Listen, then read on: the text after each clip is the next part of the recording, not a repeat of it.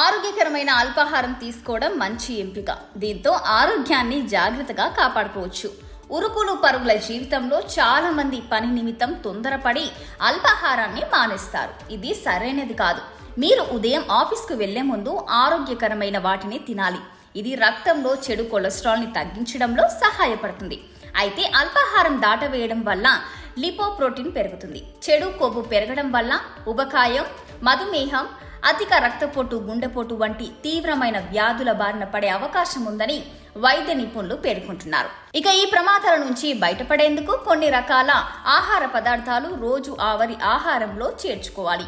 వాటిలో ఓట్మీల్ ఒకటి. ఇది అల్పాహారంలో తప్పనిసరిగా ఉండాలి. ఎందుకంటే ఇందులో కరిగే ఫైబర్ ఉంటుంది. ఇది మీ జీర్ణ వ్యవస్థలో LDL కొలెస్ట్రాల్ ని స్తంభింపజేసి పెరగకుండా నియంత్రిస్తుంది. మీ శరీరం హై కొలెస్ట్రాల్ ని తొలగించడంలో సహాయపడుతుంది. తిరిగిన యాపిల్, పియర్ లేదా స్ట్రాబెర్రీలను జోడించండి. ఇలా చేయడం వల్ల ఫైబర్ కంటెంట్ పెరుగుతుంది. ఇది ఆరోగ్యానికి చాలా మంచిది. ఇక న్యూట్రిషియన్ రిచ్ అల్పాహారం కోసం చూస్తున్నట్లయితే గుడ్డులోని తెల్ల సోనను ఖచ్చితంగా తినండి. ఎందుకంటే ఇది తినడం వల్ల కొలెస్ట్రాల్ పెరగదు. మంచి మొత్తంలో ప్రోటీన్ కూడా లభిస్తుంది. ఇది గుండెపోటు ప్రమాదానికి చాలా వరకు తగ్గిస్తుంది. ఆరెంజ్ చాలా సాధారణంగా అన్ని చోట్ల దొరికే పండు. దీన్ని రసంలో విటమిన్ సి పుష్కలంగా ఉంటుంది. దానిలో ఫైబర్ ఫుడ్లతో కలిపి తినడం మంచిది.